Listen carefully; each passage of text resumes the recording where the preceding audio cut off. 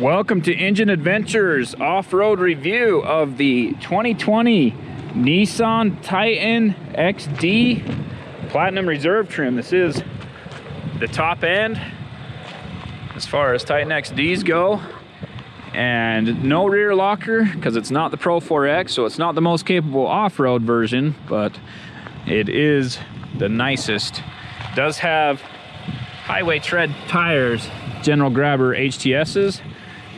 We'll see how they do. Highway tread actually does pretty good on my testing just because this stuff is so soft and kind of like sand. So you want a tire that'll float rather than dig on sand, and these tires, highway tread tires, seem to do a little better with that. It does have, you know, the taller frame and all that, so instead of having the tow hooks here, they're down here, because in the Titan they're right there. It fails the fog light test. So headlights have to be on for the fog lights to be on. That's common across all Nissan vehicles. It does have the Endurance V8, 5.6 liter, 400 horsepower, 413 torque. But beyond that, it just sounds amazing. Love the sound of this engine.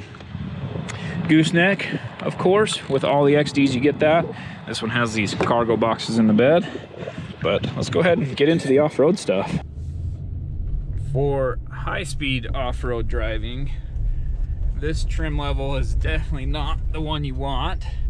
Being the XD, it's got stiffer suspension than the regular Titan, and it's not the Pro 4X version. So, I mean, I'm going under 15 miles an hour.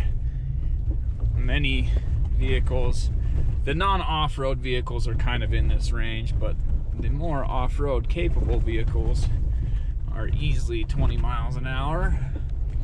So this thing does ride a little bit rougher. It's got the heavier duty suspension and stuff too. So overall, for stuff like this, it's smooth. It's at home, but as you get into these big bumps, it's better just to go slow. In two-wheel drive with traction control on, it really limits the throttle, so I'm not able to even rev it up, and it doesn't really transfer power side to side very well. For some reason, it wouldn't let me turn off traction control in two-wheel drive, so we're moving on to four-wheel drive high. And here you can see it does transfer power side to side a little bit better, but the traction control is still very limiting. When I try to go full throttle, it definitely cuts the engine power, and even here I did go full throttle in a couple spots just to try and make it up this.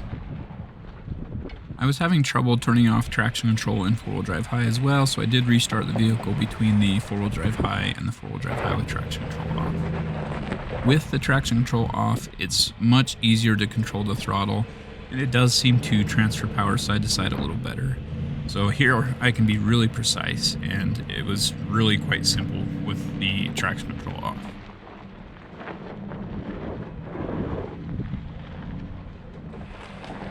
After restarting the truck, it did let me turn off traction control in two-wheel drive, and you can tell from how much wheel spin there is here that definitely had traction control off.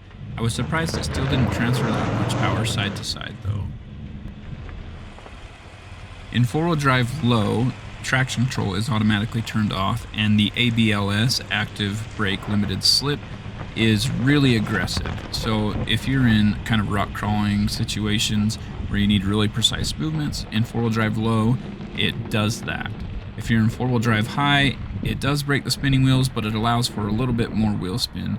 So that's better for mud and sand and terrains like that.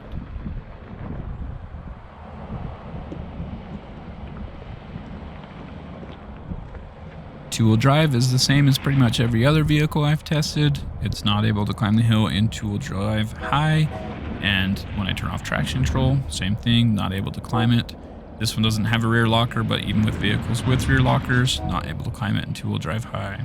So moving on to four-wheel drive high, right now traction control is on, and I make kind of two attempts at it with traction control on, but even going full throttle, it's just not able to put the traction down where it needs to be.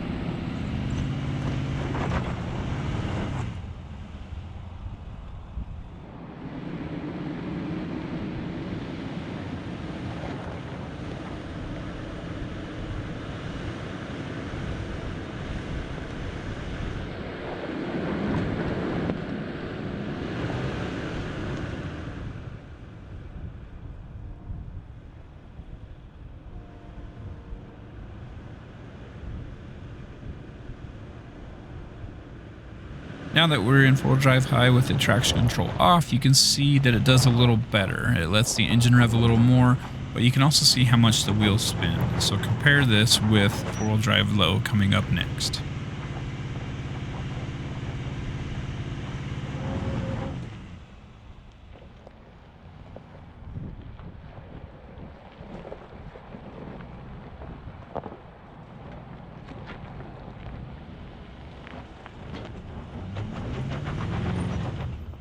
You can see there it basically locks the wheels together. You can hear the brake squeak a little bit as it's applying brakes the whole way. And I do have to give it a little bit more throttle, but it's really aggressive in 4-wheel drive low. Moving on to the breakover at the top of the hill, I'm still in 4-wheel drive low. You can hear the brakes a little bit, but it is able to just barely clear this. This is a pretty large truck, pretty tall, but long as well. And you can see there it just clears the breakover ring. Up front, you can see decent protection there with a plate protecting the radiator and another one covering the oil pan. But beyond that, there aren't really any other skid plates. The fuel tank and the exhaust are up in the frame rails rather than hanging down, so there is some protection from the frame rails there, but no dedicated skid plates for those components. We are in 4-wheel drive low and first gear. We're gonna go ahead and go down the hill and see how much engine braking we get.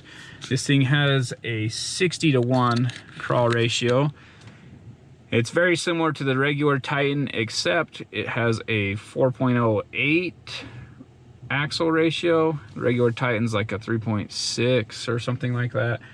So that's the only difference. The rest of the transmission gearing, the transfer case gearing are the same, just the final drive ratio for the axles is a little bit lower in this. Let me turn off those sensors because that's annoying. So I still have my foot on the brake just because this spot is really rough, but okay. We will let off right after this big dip. Don't want to damage the sideboards, running boards. Okay, so off the brake entirely. And that's pretty controlled. We'll keep going all the way past the steepest point here. I'm barely registering anything on the speedometer, so it's got to be like 1 mile an hour. And here's the steep part again. Yeah, super controlled. So that gearing is excellent for helping you down the hill without wearing out your brakes and keeping control. So it's a lot more controlled if you're able to go down the hill without using your brakes than if you do have to use your brakes, because random wheels will lock up. Whereas if you're only using engine braking, you're not gonna get the wheels locking up. Makes it much more controlled, much better. Love how low the gearing is on this. This particular trim level does not have the downhill assist, so you don't have that additional feature, which is fine. I prefer gearing over that anyway. But a lot of vehicles do just rely on that instead of proper gearing for going downhill.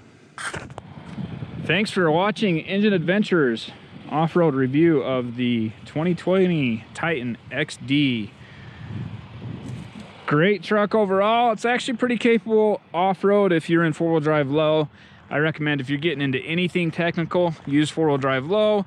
The ABLS active brake lock system will simulate limited slip differentials and help you get through it. This one was a little more jerky than the regular Titan seemed to be, but the regular Titan I tested was the Pro 4X with the locking rear differential, which obviously is the way to go if you're going off-road.